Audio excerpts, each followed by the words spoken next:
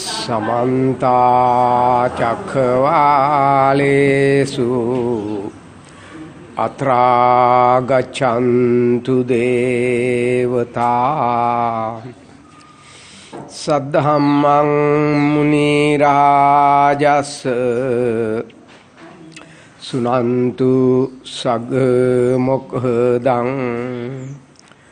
धम्मश्रवण कालो अयं भदन्ता धम्मश्रवण कालो अयं भदन्ता धम्मश्रवण कालो अयं भदन्ता नमो तस् भगवतो अरहतो सम्मा सम्बुद्धस्स नमो तस् भगवतो अरहतो सम्मा सम्बुद्धस्स नमो तस् भगवतो अरहतो सम्मा सम्बुद्धस्स इति अज्जत्तं वा काये कायानुपस्सी विहरति बहिद्वा वा काये कायानुपस्सी विहरति अज्जत् बहिद्वा वा काये कायानुपस्सी विहरति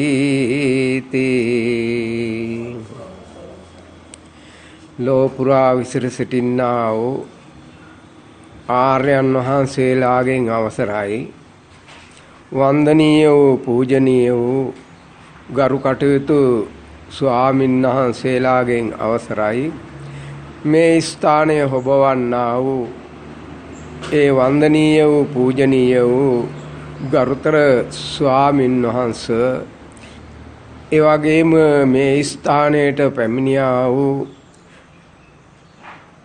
සතිපට්ඨාන සූත්‍රය ඇසුරෙන් සතිපට්ඨාන භාවනාව වඩා වර්ධනය කරගන්නට පැමිණි කලන මිතුරනි යෝගීවරුනි අදත් අපි බලාපොරොත්තු වෙන්නේ සතිපට්ඨාන සූත්‍රයේ පටික්කුල මනසිකාරයේ කායේ කායානුපස්සී විහෙරති කියන කොටසේ ඉති අජ්ජත්තං වා කායේ කායානුපස්සී විහෙරති බහිද්ධා වා කායේ කායානුපස්සී විහෙරති අජ්ජත් බහිද්ධා වා කායේ කායානුපස්සී විහෙරති කියන කොටස ගැන පොඩි පැහැදිලි කිරීමක් කරගෙන මේ භාවනාවේ යෙදෙන්නටයි විශේෂයෙන්ම අපි මේ පටික්කුල මනසිකාරය හරහා අපේ ශරීර කූඩුව සකස් වෙච්ච ආකාරය පිළිබඳව අපි විග්‍රහ කළා එක එක පැතිකඩවලට හරවලා මේ දැහැනට පැමිණිලා දැහැනේ ඉඳලා මෙන්න මේ ආධ්‍යාත්මිකේ අපේ ශරීර කූඩුව සකස් වෙන විදිය අපි පුජ්‍යලික මනසෙන් භාවනා කළා. ඒ භාවනා කරනකොට අපට මේ ශරීර කූඩුවේ මම කියලා කෙනෙක් කොතනකවත් රැඳිලා නැති බවට හේතු සාධක තමන්ටම අවබෝධ වුණා. ඒ අවබෝධය තුලින් යන්තා පමණකට මම කියන සංකල්පනාව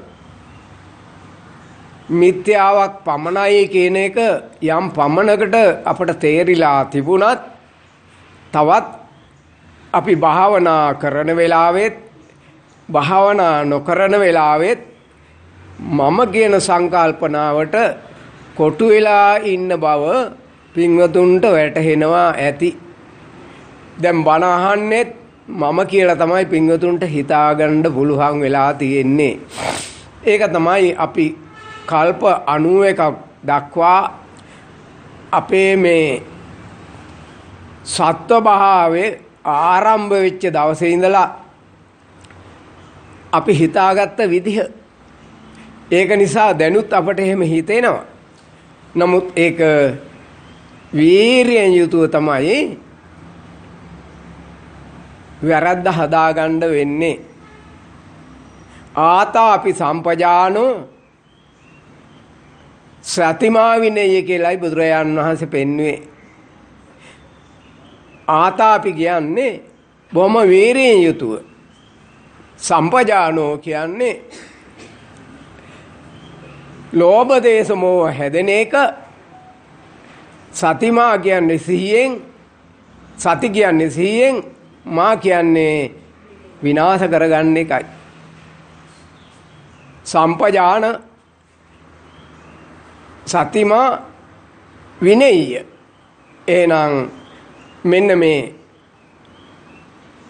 අපට පුරුදු වෙලා තියෙන සම්පජානෝ සම්ප්‍රජනනේ වෙන එක නොහොත් ලෝභ දේශ මොහ වඩා වර්ධනය වෙන එක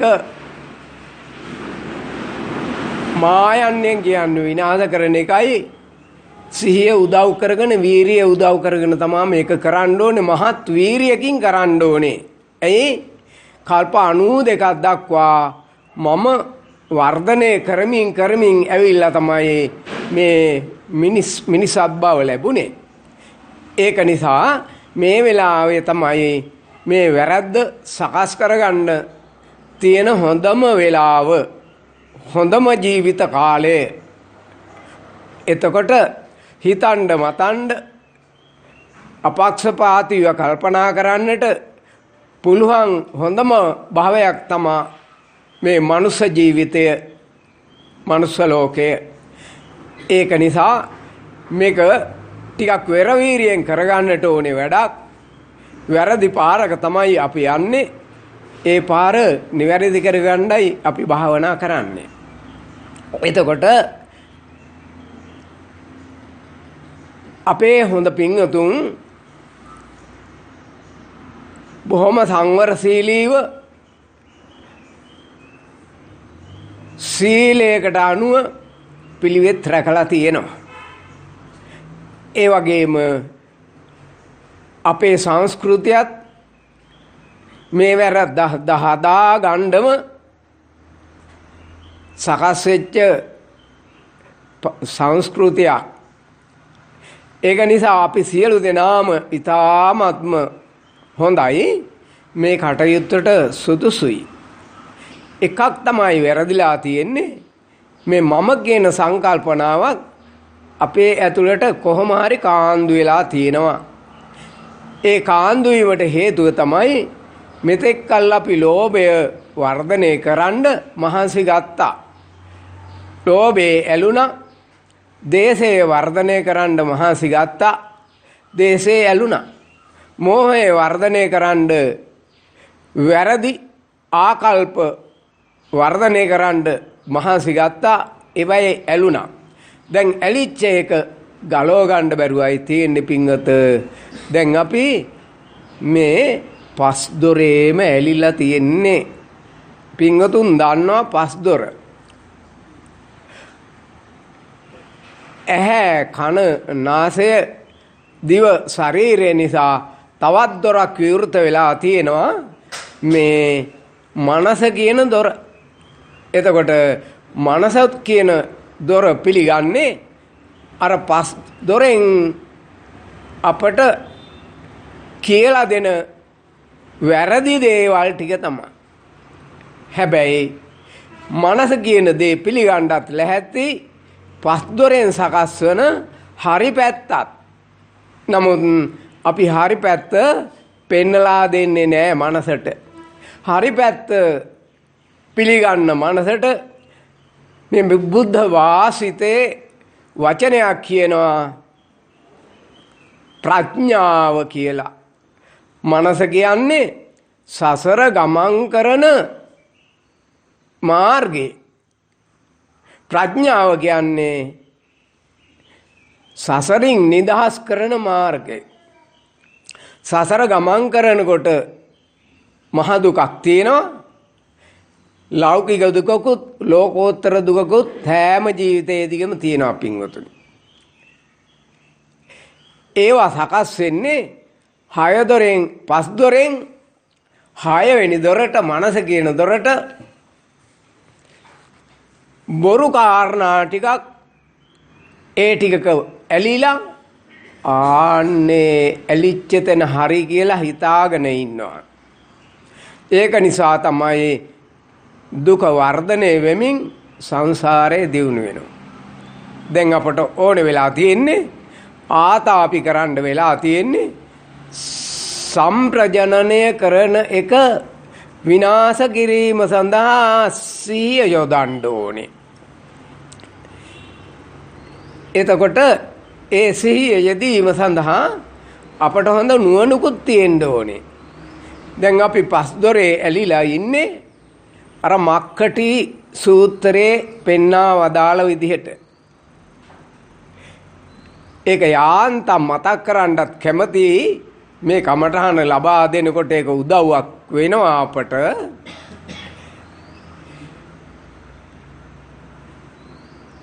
එක්තරා ප්‍රදේශයක ලොකු වඳුරු జాතියක් ඉන්නවා. මේ වඳුරෝ දඩයක්කාරයා විසින් අල්ලාගෙන ආහාරයට ගන්නවා. ඒ සඳහා පැරැන්නෝ ක්‍රමයක් යොදාගෙන තිබුණා. එක්තරා ඇලෙන ජෙලියක් හදලා ආන්නේක ගහේ යම් තැනක අලවනවා. ඒ අලවපුවාම මේ වඳුරා කියන සතා රිලවා කියන සතාගේ හැටි අපේ හොඳ පිංගුතුන් දන්නවා. ඕනේ නැති දෙයක් නැහැ. නේද? ඒක නිසා මේ ජෙලිය අලුතෙන් තියෙන එකේ අත තියලා බලනවා. අත ගන්න බෑ ඇලෙනවා. ඊගාවට අනිත් අතත් තියා ගන්නවා නුවණ නැති හින්දා ඒ ජෙලියෙන්ම. එහෙම තමයි ඒ කාලේප කරන්නේ. අහුවෙන විදිහටනේ. නුවණ තියෙන කෙනෙක් තමයි මේ වැඩේ කරන්නේ. නුවණ නැති සතා අල්ල ගන්න උපක්‍රම. අත ඇලෙනවා. ඊගාවට මෙයාට නුවණ නැති හින්දා අත් දෙක ගලව ගන්න කකුල තියෙනවා. කකුලත් ඇලෙනවා. ඊගාවට අනිත් කකුලක් තියෙනවා. ඒකත් ඇලෙනවා. 4ක් ඇලිලා පිංගත. දැන් ඉතින් කරන්න දෙයක් නැහැ. එකයි තියෙන්නේ ඔළුව තියලා ගලව ගන්න හදනවා. ඔළුවත් ඇලෙනවා. ආන්න ඒ වැඩේ තමා පිංගත ඔබට අපට වෙලා තියෙන්නේ. පස් දොරේ ඇලුනට පස්සේ සම්ප්‍රජනනය වෙනවා. ලෝභ දේශ මොහ ප්‍රජනනය වෙනවා. ඇයි? ඇහෙන් ගන්න ඒවට ලෝභ කරනවා. ඇහෙන් ගන්න ඒවට හොඳ නැත්තම් දේශ කරනවා. ඇහෙන් ගන්න ඒවට හොඳයි හරි නරකයි හරි කියලා මුලා වෙනවා. මම ආයනේ ලොකු කරගන්නවා. මෙන්න මේ කාරණා පහ තමයි ඔබට අපට සිද්ධ වෙලා තියෙන්නේ. වඳුරට උනේ දේ. ඒ උනාට පින්වත වඳුරා මේකෙන් ගැලවෙන හැටි දන්නේ නැහැ.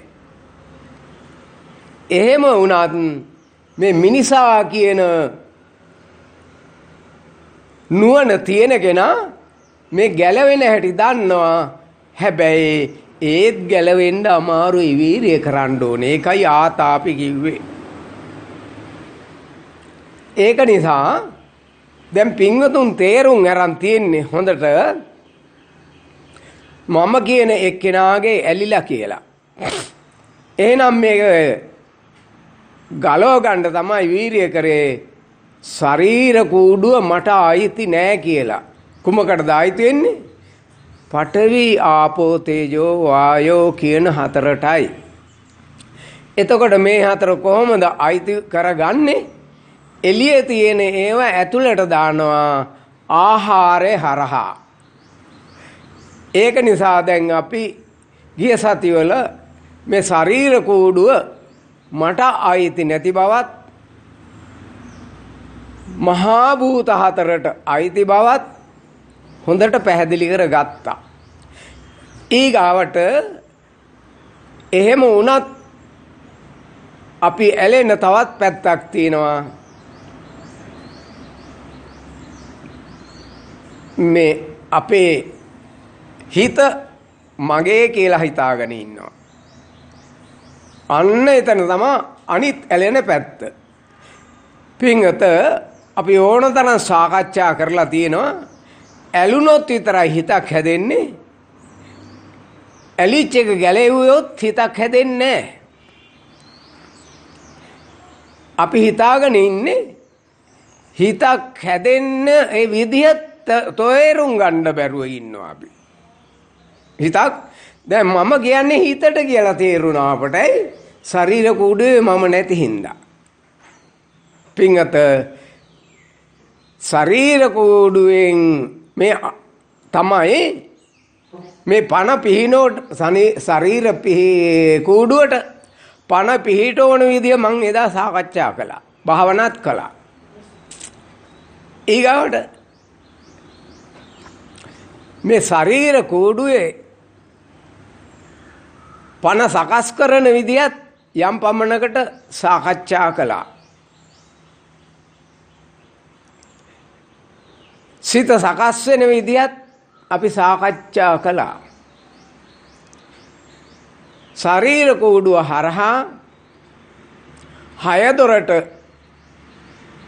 පණ විසිරුවා හරින විදියත් එදා සාකච්ඡා කළා. දැන් නම් මතක නැතුව ඇති. එතකොට මේ පණ තියනවද? ක්ෂණයක් පාසා පණ පිහිට වනවද කියලා අපි එදා භාවනාත් කළා. දැන් අද විශේෂයෙන් භාවනා කරන්න යන්නේ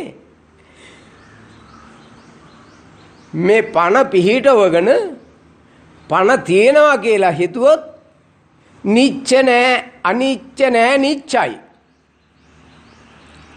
මේ පණ එක්ෂණයක් පාසා පිහිටවනකොට නැති වෙනවා. නැති වෙනකොට ආයේ පිහිටුවේ නැත්තම් පණක් නැති වෙනවා පින්වතුනි. එහෙනම් මේ නාමකය එහෙම නැත්තම් සිතට පණ පිහිටවන විදිහක් තියෙනවා පින්වතුනි. මේ ලෝකේ සකස් වෙලා තියෙනවා. සිත කියන එක පණ පිහිටවන්න එක පැත්තක් තමයි පස් දොරෙන් ගන්න අරමුණු ලෝකය. ඒ පණ පිහිටවපුවාම ඒ පණ යන්න යනවා. ඒ පණ තියනවා කියලා හිතාගන්න මේ නාමකායක් සකස් වෙනවා. මේ හිත තියෙන එකක් කියලා හිතා ගන්නවා. අපේ ශරීර කූඩුව තියෙන එකක් කියලා හිතා ගන්නවා. මොහොතක් පාසා සකස් වෙන එකක් බව දන්නේ නැහැ. ඒක නිසා මම ඉන්නේ සිතේ කියලා හිතුවා අපි. අන්න අනිත් වැරදිච්ච තැන. ශරීර කූඩුව Tamanට අයිති නෑ කියලා ගන්නකොට අයිතිය තහවුරු කරන්න තව පැත්තකින් අල්ලගත්තා මගේ සිතේ තමා මම ඉන්නේ කියලා. දැන් ඒකත් අපි විනාශ කරන්න වෙන පැත්තකින් උත්සාහ දරන්න ඕනේ. එහෙමනම් බුදුරජාණන් වහන්සේගේ දේශනාව කුමක්ද? දුකට හේතුවක්. දුකට හේතුව බුදුරජාණන් වහන්සේ පෙන්වුවා උන්වහන්සේගේ භාෂාවෙන් තෘෂ්ණාවයි. අපේ භාෂාවෙන් පණ තියෙනවා කියලා ඇලුනා. රස තියෙනවා කියලා ඇලුනා. ඇහි රූප තියෙනවා කියලා ඇලුනා. ඇලුනාම තමයි අපි ඇහෙන් රස විඳින්නේ. ඊගාවට කනේ ශබ්ද රූප තියෙනවා කියලා ඇලුනා. නැති වෙන බව දැක්කේ නෑ. ඇයි? ඒ සඳහා තමයි පණ පිහිටවන විදිහ එදා සාකච්ඡා කළේ. මේ හෘදය වස්තු හරහා ක්ෂණයක් පාසා නැති වෙන පන පිහිටවන විදිහ අර හත්පන කියලා පොඩි ළමයින්ට අදත් නිර්දේශ කරපු පොඩි කතාන්තරයක් තියෙනවා. ඒකෙත් තියෙනවා පන හතක් ගැන. පිංගත අපේ එහෙම නෙමෙයි. මේ පහේ පන තියෙනවා. හයවෙනි එක හිතේත් පන තියෙනවා කියලා අපි හිතුවා. ඇයි? අනිච්ච නෑ නිච්චයි කියලා හිතුවා. තියෙනවා කියලා හිතුවා. ඒක නිසා ඇහෙන් ලැබෙන රූපයට කෑදරු වෙන එක තමයි ආයත් රූප වලට රූප ලබා ගැනීමේ මිහිරක් ඇති වෙන්න හේතුව. බුදුරජාණන් වහන්සේගේ දේශනාව තෘෂ්ණාව අපේ භාෂාවට හරව ගන්න ඕන දැන්. තෘෂ්ණාව කිව්වට අපට තේරෙන්නේ අපි ඕන තරම් අහලා තියෙනවා. දුකට හේතුව තෘෂ්ණාව කියලා පෙන්වුවා බුදුරජාණන් වහන්සේ. තේරුණාද අපට? නැත. එහෙනම් මේන්න මේක අපේ භාෂාවෙන් අවබෝධ කරගන්න ඕනේ. ඒකටයි මේ පණ පිහිටවනකොට නැති වෙන බව තේරුම් ගන්න උත්සාහයක් දරන්න ඕනේ. එතකොට තමයි ප්‍රඥාව පිහිටවන්න පුළුවන් වෙන්නේ. ප්‍රඥාව සකස් වෙන්නේ එතකොටයි. එහෙනම් මේ දිගට කතා කරනකොට පින්වතුන් ලියාගෙන මේක තේරුම් කරන්න බලයි. කිසිදාක ලියාගෙන එහෙම මේක තේරුම් කරගන්න බෑ. අවබෝධ ඥාණයෙන් තමයි තේරුම් කරගන්න පුළුවන්. ලියන එක මේ අවබෝධය නෙමේ වචනේ අර්ථය සටහන් කරන එක තමයි ලියන එක. සටහන් නොකරන එකයි අවබෝධ ඥාණය. හොඳයි පින්වතුන් ලියාගන්න. මම ලියාගන්න එපා කියන්නේ. නමුත් ලියන්න මහන්සි වෙනකොට අපේ සිත දැන් අපේ මනස සමාධියට වැටෙන්නේ ලියන භාෂාවට සමාධිය තියෙන. සවන් දෙන භාෂාවට සමාධිය නැති වෙනවා. එතකොට මේ කියන දේ තේරුම් ගන්න බැරි වෙනවා. සමාධිය යොදන්න ඕනේ ලියන එකට නෙමෙයි. මේ ඇහෙන වචනයෙන් අවබෝධ කරගන්නට පුළුවන් ආකාරයෙන් ඉදිරිපත් වෙන අදහස් ටිකටයි. එතකොට දැන් ආයෙත් අර කාරණාවට යනවා සිත සකස් වෙන විදිය. සිත සකස් වෙන්නේ හය දොරෙන්ම දකින්නේවා තියෙනවා කියලා ගත්තොත් විතරයි. නැති වෙන බව දැනගත්තොත් සිත සකස් වෙන්නේ නැහැ. ඇලුනේ නැත්තම් සිත සකස් වෙන්නේ නැහැ. ගැටුනේ නැත්තම් සිත සකස් වෙන්නේ නැහැ කියලා අපි ඕනෑ තරම් කතා කරලා තියෙනවා.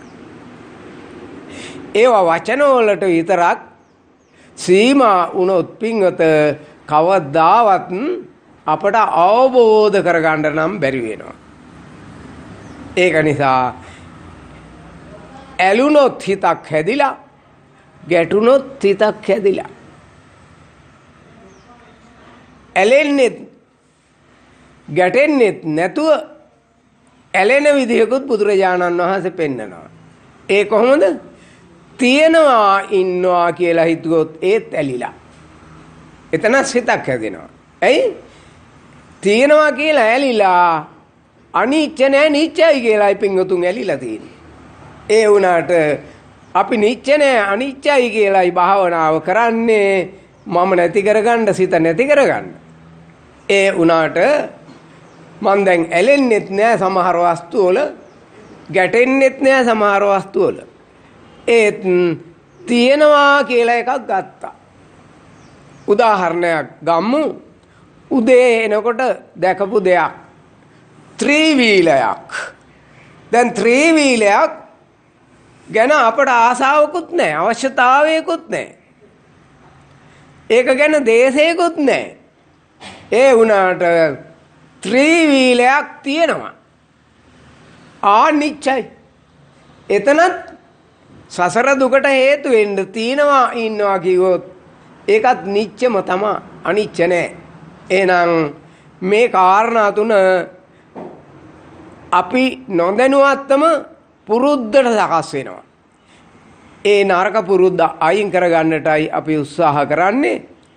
දැන් හොඳට ලියන එක නතර කරලා අපේ හොඳ පින්වතුන් මෙන්න මේ කාරණාවට සවන් දෙන්න. මේක කාරණාව ගැඹුරුයි.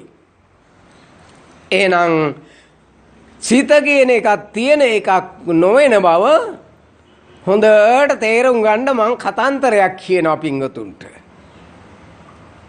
හොඳට තේරුම් ගන්න කතාන්තරයක් කියනවා පින්වතුන්ට. කතාන්තරේ ලියන්න යන්න එපා. හොඳට තේරුම් ගමු. මේ කතාන්තරේ පින්වතුන් එදා පුංචි කාලේ අම්මගෙන් තාත්තගෙන් කිරි අම්මගෙන් කතාන්තර අහා ඉඳලා නිින්ද ගියේ. රාත්‍රියට නේද? ආන් ඒ වගේ කතාන්තරයක් මේක. හැබැයි මේ කතාන්තරේ නම් ගොතාපු එකක් නෙමෙයි. ෂණයක් පාසා අපි ළඟ සකස් වෙන එක හොඳට නුවණින් බලාගෙන ඉඳලා භාවනා කරනකොට ඒ වෙලාවට සිද්ධ වෙන දේ තමයි මේ කතාන්තරේ ඇතුලේ අර්ථය වෙලා තියෙන්නේ. මෙන්න කතාන්තරේ. මේ නාමය හැදෙන හැටි තමයි කියන්නේ පින්වතුනි. රූපය හැදෙන හැටි අපි භාවනාත් කළා මෙච්චරක් දවස් කියෙව්වා. දැන් නාමය හැදෙන හැටි රූපය හැදෙන විදිහට වැඩිය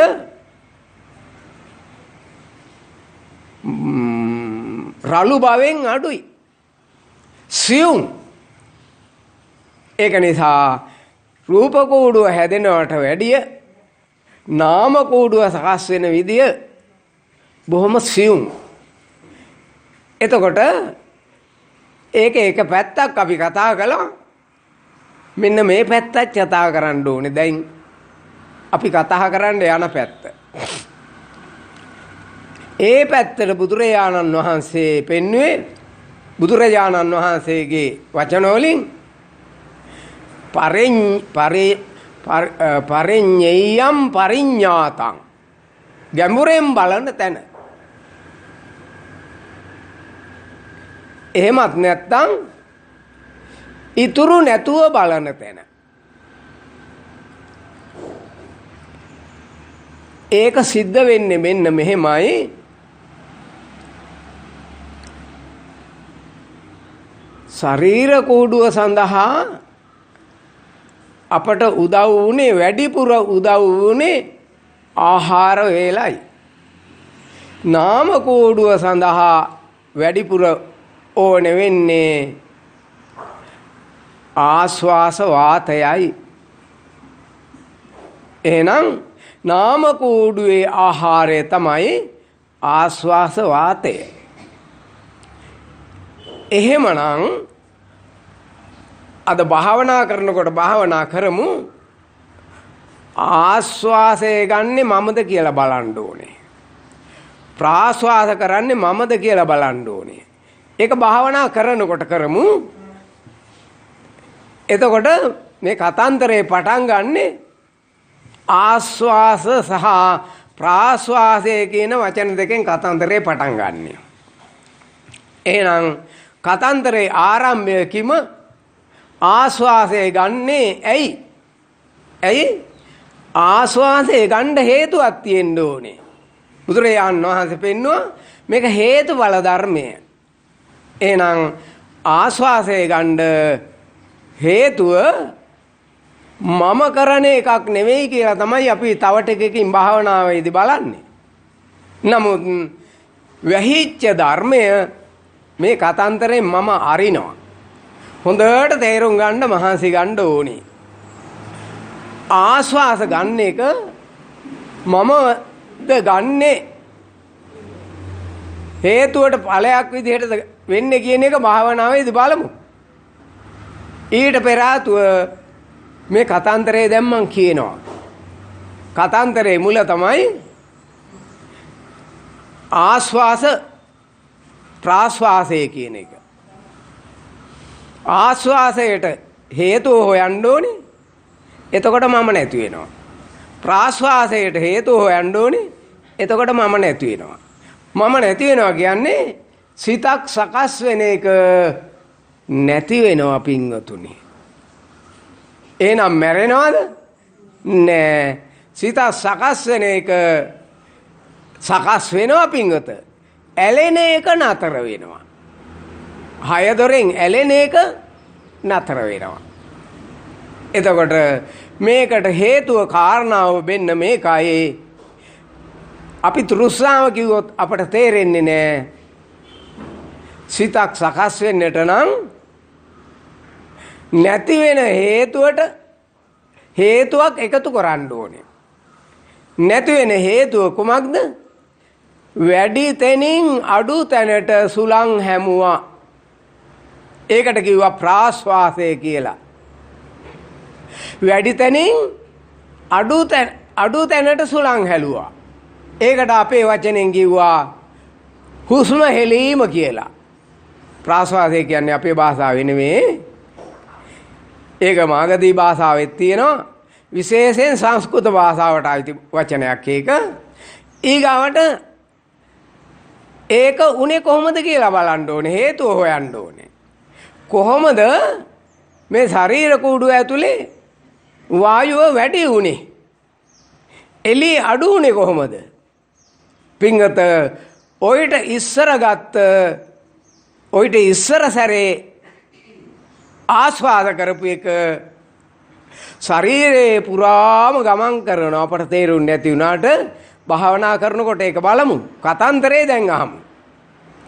එතකොට මේ ශරීරේ පුරාම ගමන් කරනකොට ශරීරේ පුරාම තද පඨවි ආපෝ තේජෝ වායෝ කියන කොටස් ආහාරයත් එක්ක ගිය කොටස් ලේ බවට පත් වෙච්ච කොටස් එහි අපිරිසිදු වෙච්ච කොටස්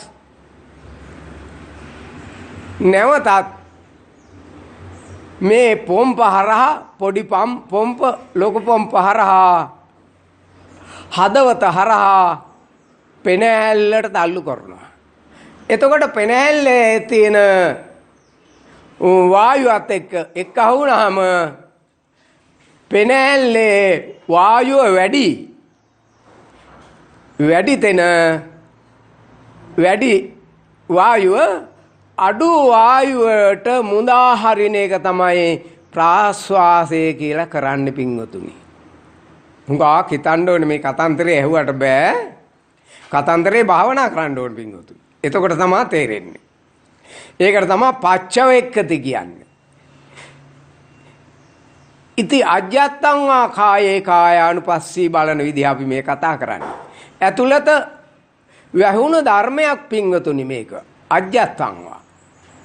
වැහුණු ධර්මය අරින්නයි අපි මේ කතන්තරේ වෙන විදිය සාකච්ඡාවට බඳුන් කරන්නේ. එතකොට පින්වතුන් දන්නවා මේ හුස්ම කියන කාය මේක වේගයක්. හුස්ම කියන වේගය අඩු වේගයක් ඇති තැනකට තල්ලු වෙන්නම ඕනේ. තල්ලු එන එක තමයි ප්‍රාශ්වාසය කියන්නේ. ඊගාවට එළියට දැම්මට පස්සේ පෙනහැල්ල හිස් වෙනවා. හිස් වෙනකොට හිස් තැන තියන්න බෑ. පරිසරයේ වායු ප්‍රෙෂර් එක වැඩි, තෙරපීම වැඩි, අඩු තැනට ගමන් කරනවා. මම හුස්ම ගත්තද හේතුඵල ධර්මයේ අනුව සිද්ධියක් වුණාද? හොඳයි. දැන් ආශ්වාසය කියන්නේ පරිසරයෙන් ප්‍රෙෂර් එක වැඩි තැනින් අඩු තැනට හුලං හමන එක. ඇයි? පෙනහැල්ලේ ඇතුලේ හුලං නැති හින්දා හුලං වැඩි තැනින් අඩු තැනට හමන එක ලෝක ධර්මතාවයක් නේද? එළියෙත් බලන්න. ඒක බහිද්ධාවා කියලා කියන්නේ. බහිද්ධාවා කායේ කායානුපස්සී විහෙරති. එළියේ පස්සේ බලමු මේ කතන්දරේ සිද්ධ වෙන විදිය බලමු. එහෙනම් එළියේ කොහොමද මේක සිද්ධ වෙන්නේ? අඩු තැනින් වැඩි තැනට හමන එක නේද? එහෙනම් ඇතුළෙත් ඕකම නේද වෙන්නේ? අඩු තැනින් වැඩි තැනට හමන එක දැන් ආස්වාසය වුණා. ඇයි? පෙනහැල්ල හිස් තියා ගන්න බෑ. කඩාන බිඳගෙන සුළඟ හමනවා හිස් තැනට පෙනහැල්ලට. ඊගාවට වෙන සිද්ධිය මේ හමනකොටම ඉස්සර වෙලා ආස්වාසය නිසා ගත්ත සුළං වේගය ශරීරේ පුරාම ගිහිල්ලා පොඩි පොම්ප ලොකු පොම්ප හරහා හදවතටත් ඇවිදින් අර ශරීරේ බර කොටස් මැරිච්ච කොටසුත් එක්කම පෙනහැල්ලට ඇවිල්ලා ඉවරයි. පෙනහැල්ලට ඇවිල්ලා ඉවර වෙනකොට පෙනහැල්ලේ බර වැඩි, තෙරපීම වැඩි හින්දා ආයෙත් ප්‍රාශ්වාස කරනවා. ඒක ඉබේට වෙන්නේ මම කරන වැඩක් නෙවෙයි පින්වතුනි. ඉබේට නෙවෙයි. ඒ වචනේ වැරදි. හේතුඵල ධර්මයට අනුව. අපේ භාෂාවෙන් අපි මේ ඉබේට කියලා කිව්වේ ඉබේට කිසි දෙයක් වෙන්නේ නැහැ මේ ලෝකෙ පින්වතුනි. ක්‍රියාකාරීත්වයක් තමයි තියෙන්නේ. කාය වල ක්‍රියාකාරීත්වයක් තියෙන්නේ. දැන් අපි මේ කායානුපස්සී විහෙරති කියන එකත් තෝරන්න ඕනේ.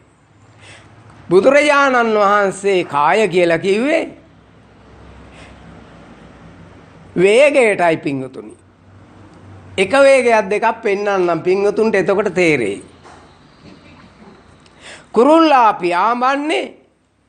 පියාඹනකොට එක වේගයක්.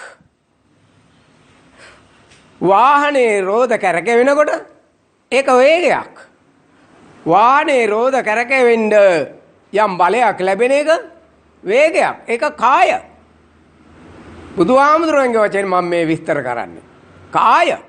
එතකොට ඊගාවට හුස්ම ගන්න එක කාය.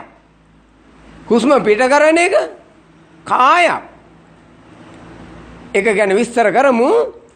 ඊගාවට අපි අත ඔසවන්න වේගයක් ඕනේ. අත එසවීම සඳහා කාය තමයි වේගය. ඊගාවට එළියේ තියෙන වස්තුවට ලෝභ කරන එක කායක්, විකෘති කායක්, වේගයක්, විකෘති කායක්.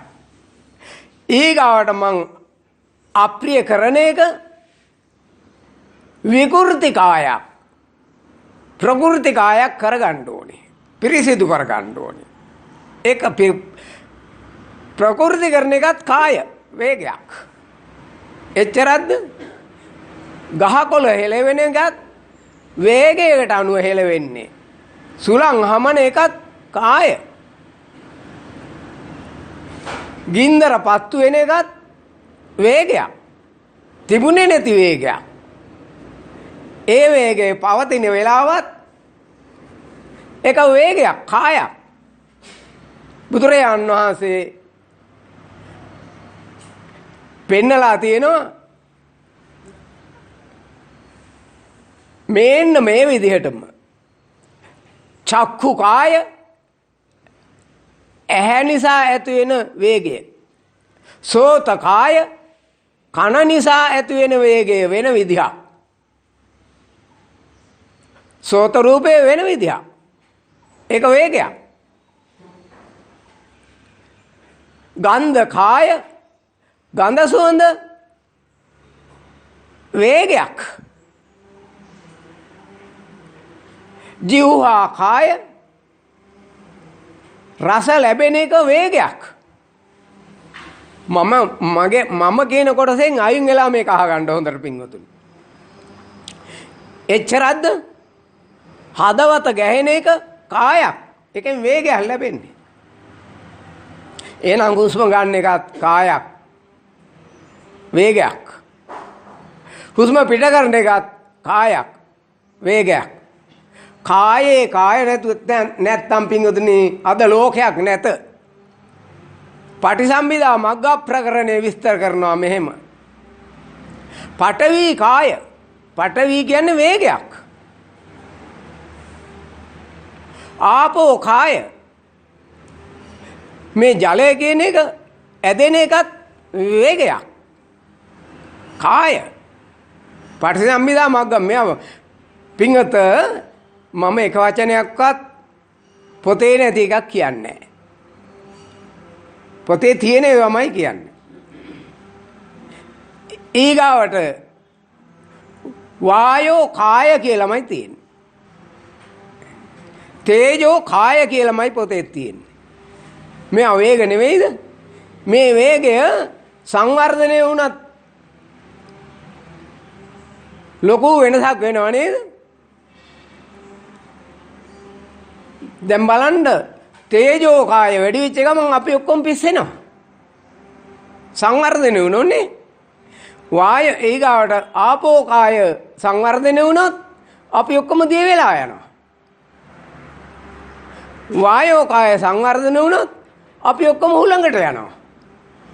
මෙයා වෙන්නේ නැද්ද? මගෙන් බැලලා බලන්න. මෙතන ඉන්නේ ඥානවන්ත පිරිසක්. ඊගාවට මේවා ඔක්කොම කාය. හැබැයි සිංහල පැත්ත අරන් බලන්න කයෙහි කය අනුව බලන්න කිව්වා. මේක විස්තර කරලා හැම කොහෙවත් තියනවද? පිංගත මෙන්න මේ පොත සතිපට්ඨාන සූත්‍රයේ මේකේ තියෙන්නේ. මේක දීඝනිකාය. මේකේ කොහෙවත් මේක විස්තර කරලා නැහැ. හැබැයි මේ සූත්‍රයේ දිගහැරලා බලන්න කියවපු කට්ටියත් ඇති. කොහෙවත් මේ කාය ගැන විස්තරයක් නැහැ. හැබැයි වචනේ ඉතුරු වෙලා තියෙනවානේ. ඒකින්ද ලියන කෙනාත් භාවනා කරලා නැහැ වෙන කියන්න විදියකුත් නැහැ. ඒකින්ද කයෙහි කය අනුව බලන්න කිව්වා. හැබැයි කයෙහි කය අනුව බැලුවොත් එහෙම අපිට මේ කාය කියන එක තේරෙන්නේ නැද්ද? එළියේ වචනේ හරි ගැඹුරුයි ඒකයි. එතකොට අපි මේ වචන කතා කරන එක වේගයක් කායක්. දැන් පැහැදිලි ඇති කාය කියන එක නේද? එහෙනම් බුදුරජාණන් වහන්සේ බොහෝම සර්වත්තා ඥාණයෙන් බලලයි මේවා දේශනා කරලා තියෙන්නේ. සිංහලට හරවනකොට කයෙහි කය අනුව බලන්න කිව්වට ඔබ අප කොහොමද කයෙහි කය අනුව බලන්නේ? වේදනාවෙහි වේදනාව අනුව බලන්න කිව්වට ඔබ අපි වේදනාවෙහි වේදනාව අනුව බලන්නේ කොහොමද?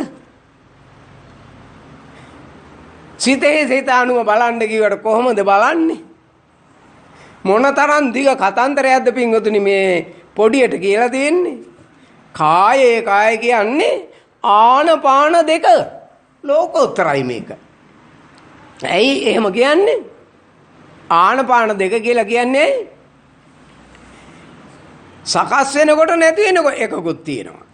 නැති වෙනකොට ආයේ සකස් වීමකුත් තියෙනවා. එහෙනම් ආස්වාසේ ප්‍රාස්වාසයත් ඒක තමයි වෙන්නේ. මේ හිත හැදෙන කතන්දරේ කියන්න ගිහින් චූට්ටක් විස්තර කරන්න උනේ මේ කාය තේරෙන්නේ නැත්තම් මොකක් කරන්න බෑනේ. එහෙනම් කායේ කාය කියන්නේ පාලි භාෂාවෙන් කායේ කියන්නේ අතීතයට ගියේවුවා. අතීතයට ගියව කායේ මැරෙන කොටස. කාය අලුතෙන් ඉපදෙන කොටස. එහෙනම් කායේ කාය අනුපස්සී විහෙරති. ඒක මැරෙන කොටසයි ඉපදෙන කොටසයි දිහා බලන්න. එතකොට පවතින තැනක් නැත. පිංගතුන් කියයි එහෙනම් ස්වාමීන් වහන්සේ උපාද තිති භංග කියලා කියන්නේ. ඒක බුද්ධ දේශනාවේ තියෙනවනේ. පුළුවන් නම් ත්‍රිපිටකයෙන් හොයලා පෙන්නන්න. මේ ත්‍රිපිටකේ පොතක් උපාද තිති භංග කොහේ හරි ත්‍රිපිටකයේ පොත් 57ක් තියෙනවා පින්වතුනි. මේ 57ෙම කොහේ හරි ත්‍රිපිටකයේ තියෙනවා නම් පෙන්නන්නකො. සිංහලෙන් ලියපුවේ තියෙනවා. උපාද තිති භංග කියලානේ. නෑ. තිතියක් කියන එක තියෙනවා නම් අනිච්ච නෑ නිච්චයි. තිතියක් තියෙනවා නම් පිංගුතුනි. තිතිය කියන්නේ නතර වෙච්ච දෙයක්. තිති නෑ. උපාද වය ධම්මිනෝ අපේ මලගෙදරට කියන්නේ. අපේ මලගෙදරට කියන්නේ උපාද තිති භංග ධම්මිනෝ කියලා කියනවාද? එහෙම කියන්නේ නේද? ඉතින් ඇයි මේක ගැන හොයන්නේ නැත්තේ? ඕක ආව හැටි කියන්නම් මම. මේ කතන්දරේ දික් වෙනවා. එතකොට මුලාව හොයාගන්න බැරි වෙයි. මේක ආවේ අපේ නුවර යුගයේ හිටිය ගණින්නාන්සේලා කියලා පිරිසක්. ගණින්නාන්සේලා බවට පත් උනේ ඉංග්‍රීසි ජාතිකයෝ අපේ භාෂාව කෑවා. මෙහෙම කිව්වට කේන්ති ගන්න එපා. සංස්කෘතිය කෑවා. ආගම කෑවා. අන්තිමට ඉතුරුනේ පන්සිල් දෙන්න විතරයි දන්නේ ගණින්නාන්සේ. පොත්පත් පෙරලා බලන්න. වෙන මොකවත් බණ දන්නේ නැහැ. පාලි දන්නේ නැහැ. ඇයි දන්නේ නැති උනේ? ඉංග්‍රීසියෙන් තමයි ඒ දායාදේ දුන්නේ. නරක ආදර්ශය දුන්නේ. ඇයි? භික්ෂුවට ගැහුවා. වෙන රටවල වගේ නෙවෙයි ආගමත් එක්ක මිනිස්සු බද්ධ වෙලා තියෙන්නේ. සංස්කෘතියත් එක්ක බද්ධ වෙලා තියෙන්නේ. සංස්කෘතියට ගැහුවා. භාෂාවට ගැහුවා. ඔවා කියන්නේ කිව්වොත් හුඟක් ඈත යනවා. මම මේ කොටින් වචන කියන්නේ සාකච්ඡාවේදී ඕනනම් සාකච්ඡා කරමු. ආගමට ගැහුවා. අනිත් හැම ආගමකට වැඩිය බෞද්ධයා බුද්ධ ආගමත් එක්ක බැඳිලා හිටියේ. ගහයි පොත්තයි වගේ. පොත්තට ගහත් ගහට පොත්තත් වගේ බද්ධ වෙලා හිටියේ. ඒක නිසා මේ දෙගොල්ල දෙපැත්තට වෙන් කරලා වෙන් කරනකොට ගණින්නාන්සේ බවට පත් වුණා හාමුදුරුවෝ. හාමුදුරුවෝ විවාහයක් කරගෙන ගෙදරට යනවා හවසට. පින්වතුනි මේ මියන්මාර් එහෙම නෙමෙයි අපි මේ කතා කරන්නේ. අද මියන්මාර් මේක තියෙනවනේ. අපේ රටේ වෙච්ච එක. අඹෝ ඉන්නවා ගෙදර. ළමයි ඉන්නවා ගෙදර. ගෙදරට යනවා හවසට. උදේට රස්සාවට එනවා චීවරය දාගෙන. ඒ වුණාට රස්සාවට හැමදාම එන්නේ නැහැ. නින්දගම් අපේ රජවරු දුන්නේවා තියෙනවා. ඒවා හොඳ චේතනාවෙන් දුන්නේ. එතකොට ඒ නින්දගම් ඉඩම් වල මේ අඳනෙන් අඹුඩ ගහගෙන හානවා හාමුදුරුවෝ. පෝරු ගන්නවා. ගිහියෝ කරන වැඩ කරන්න ගිහිල්ලා බණ ටික කරගන්න වෙලාවක් නැති වුණා පින්වතුනි. ගණින්නාසේගේ කාලේ තමා මෙන්න මේ භාෂාව තිතිය ආවේ අපි ළඟට අපේ බුද්ධ ආගමට. බුද්ධ ශාසනයේ තිති නෑ පින්වතුනි. බුද්ධ ආගමේ තිති තියෙන්නේ. එහෙනම් තිතියක් තියෙනවා නම් බුදුහාමුදුරන්ගේ දේශනාව වැරදි. තියෙනවා. තිතියක් තියෙනවා නම් ඉන්නවා. අනිච්ච නෑ නිච්චයි තිතියක් තියෙනවා නම්. පැහැදිලි නේද? දැන් තේරෙනවා ඇති අපට වෙච්ච දේ. උන්වහන්සේලා එහෙමවත් කරගෙන හිටියානේ. නමුත් ඊට පස්සේ ශාසනයේ තියෙන රටකට ගිහිල්ලා සියන්නිකායට ගිහිල්ලා ආයේ ඉගෙනගෙන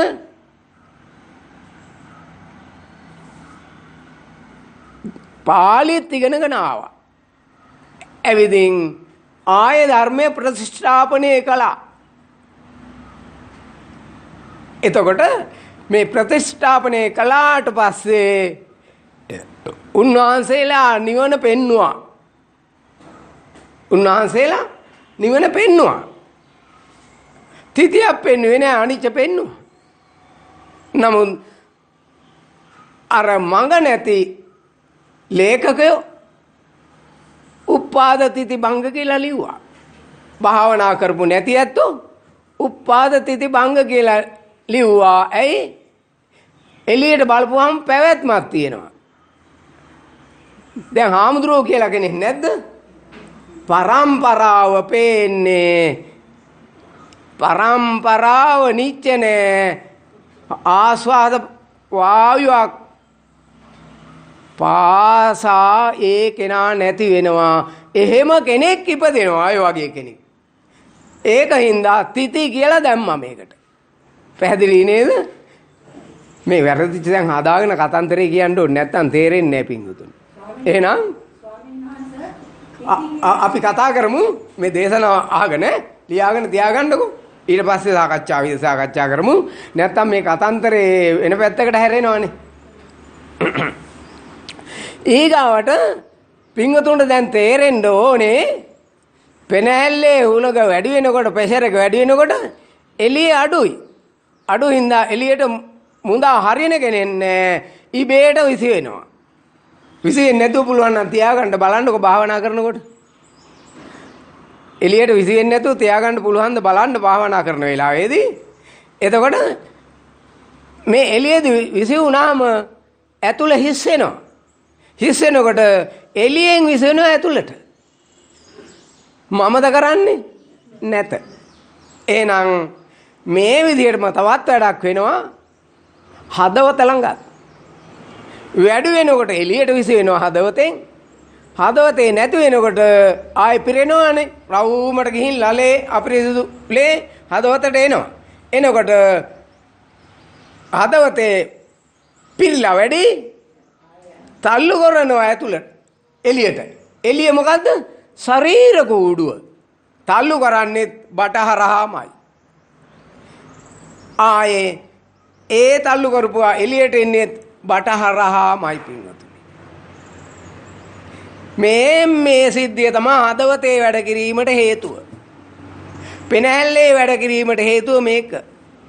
මේ දෙන්නාගේ බද්ධ වීම නිසා මේ කාය නිසා තවත් එළියෙන් එකතු වෙන දෙයක් තියෙනවා. කර්ම වේගය. ඒකත් කායක්. පෙරින්ගෙන ආපු කර්ම වේගය. මේ දැන් හදාගත්ත කර්ම වේගය. ඒකත් කායමයි. අත උස්සන්න හිතෙන එක කායක් හැදුන කායක් නේද? හැදුනකොට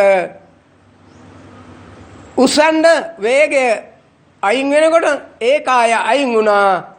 හැබැයි සිද්ධිය ඇසවිලා තියෙනවා. ඒ වුණාට ඉස්සරලා තිබුණ කායේ වෙලා ෂණයක් පාසා අනිච්ච වෙලා. මේ ටික තමා මුළු ලෝකය පුරාම විශ්වය පුරාම ශරීර කූඩුව පුරාම ගහ පුරාම ගල පුරාම ඊගාවට ගංගා ඇලදොල පුරාම මේ සතර මහා භූත කියන්නේ වෙන මොකවත් නෙමේ. මෙන්න මේ ක්‍රියාකාරීත්වයට තමයි මේ වේග හතරට තමයි ලෝකය කියන්නේ. මහා භූත හතර කියන්නේ. අද තේරුම් ගන්න මහා භූත. මං එදා ජීවන අපි බොරු කියලා දීලා තියෙනවා කියලා. මම බොරු කියලා දුන්නේ බුදුහාමුදුරුවෝ බොරු කියලා දීලා තිබුණා. ඇයි? මේකට එකපාරට රින්ගන්න බැරි හින්දා. නේද? පටවි කියන්නේ මේ අල්ලන්න පුළුවන් දේලු. බුදුහාමුදුරුවෝත් කියලා දීලා තියෙනවා ඒක අපිට. මාත් කියලා දුන්නා ඒ බොරුව. ඇයි? පින්වතුන්ට මේ ඝන සංඥාව ඇතුව තමයි බලන්න පුරුදු වෙලා තියෙන්නේ. ඝන සංඥාව නැතුව බලන්න පුරුදු වෙලා නැහැ. එහෙනම් ඝන සංඥාව හතරකට කැඩුවා. හතරකට කඩලා සිත සියුම් කළා. ඒ සියුම් කරපු ප්‍රමාණවත් නැහැ. ඒ හතර ඇතුළෙත් හතර තියෙනවා කියලා මම පෙන්නවා. ඔප්පු කරාම පෙන්නවා. මතක ඇති. ඔප්පු කරාම පෙන්වන්නේ. ඒ හතර ඇතුළෙත් ආයි හතරවරක් 16යි. 16කට කැඩුවා. ඒකත් ආයි හතරට කැඩුවා. ආරම්මන පඨවි ආපෝ තේජෝ මතක් වෙන්න ඕනේ. සම්මුති පඨවි ආපෝ තේජෝ ආයි. සසම්භාරික පඨවි ආපෝ තේජෝ. මේම අපි පෙන්වන හතරම මම දැන් දුන්නයි කිව්වේ. ලක්ෂණ පඨවි ආපෝ තේජෝ ආයි. ඔක්කොම කාය කියන්නේ වේගය. මහා භූතවල ක්‍රියාකාරීත්වය. කොච්චර ගැඹුරට ගියාද කතන්තරේ කියන්න ගිහිල්ලා. භාවනා කළොත් පින්වතුන් කොච්චර ගැඹුරට යයිද? නේද? මේ ටිකෙන් අද නතර කරනවා. හුඟා දේශනා කළොත් මුලාග ගැටේ ලෙහා ගන්න බැරි වෙනවා පිංගුතුන්ට. හදවත වැඩ කරන කාය වෙනම පෙන්නනවා. මේ හුස්ම වැඩ කරන කාය වෙනම පෙන්නනවා. පැහැදිලිද? දැන් මේක ලෙහන්න මොන జగතෙක්වත් හිටියේ නෑ නේද? හැබැයි පටිසම්භිදා මග්ග ප්‍රකරණේ විතරක් නෙමේ තවත් හුඟක් තැන්වල ලෙහෙලා තියෙනවා. හැබැයි මෙන්න මේ පෙන්නන දිගටම තියෙන සතිපට්ඨාන සූත්‍රයේ පෙන්නලා නැහැ. මේකේ තියෙන සාරාංශයක්. මේක දීඝනිකාය. දිගටම තියෙන සාරාංශය මේක තමයි තියෙන්නේ. කොහොමද පින්වතුන් පොත් බලාගෙන කායේ කාය හොයන්නේ? පුළුවන්ද? කරපු කෙනෙක් ඉන්න ඕනේ. ගුරුකුලයක් තියෙන්න ඕනේ පින්වත. ගුරුකුලයක් නැතුව කවදාවත් මේක කරන්න බෑ. හිතුවක්කාර පින්වතුන් හිතනවා මට ඔය හාමුදුරුවන්ගෙන් වැඩක් නැහැ. මම මේ පොත දිනනවා මේකේ බුද්ධ දේශනාව තියෙනවා මං කරනවා. කාටවත් කරන්න බෑ. මං මේක සපත කරලා කියනවා කරන්න බෑ කියලා තනියෙන්. නිකන් නෙමෙයි කියන්නේ. සපත කරලා කියන්නේ මේක තනියෙන් කරන්න බෑ. පින්වතුන්ගේ මිච්ඡා සිතවිල්ලක් තමයි මේක මට තනියෙන් කරන්න පුළුවන් කියන එක. මම මේ පෙන්නපු ටික කවදාවත් පින්වතුන් භාවනා කළාට දකීද? මේවා සිතෙන් ප්‍රඥාවෙන් දැකපුවා මේ කියන්නේ. ඒ ප්‍රඥාවෙන් දැකපුවා පොත්වල තැන් වල තියෙනවා. ඒවා හකුලෝලා තමයි පින්වතුන්ට මේ දෙන්නේ. පැහැදිලි නේද? හරි ලේසි. මේක පටලෝලා තියෙන හින්දා තමයි හරි අමාරු. ඇයි? වැහිච්ච ධර්මයේ අරගන්න අපට නුවණ නැහැ. මම උඩ නැගගෙන කවදාවත් මේක අරින්න බෑ. මගෙන් බැහැලා තමයි අරින්න ඕනේ. පැහැදිලිද? එහෙනම් දේශනාව මෙතනින් අවසන් කරනවා. හුවා කතා කරන්නේ අපි ටිකක් කතා කරමු. හුඟක් භාවනා කරමු. එහෙනම් මෙතනින් මේ දේශනාව නතර කරනවා. එතාවතාච අම්මේ සම්පදම් පුඤ්ඤ සම්පදං සබ්බේ දේවා අනුමෝදන්තු සබ්බේ භූතා අනුමෝදන්තු සබ්බේ සත්තා අනුමෝදන්තු සබ්බ සම්පatti සින්දියා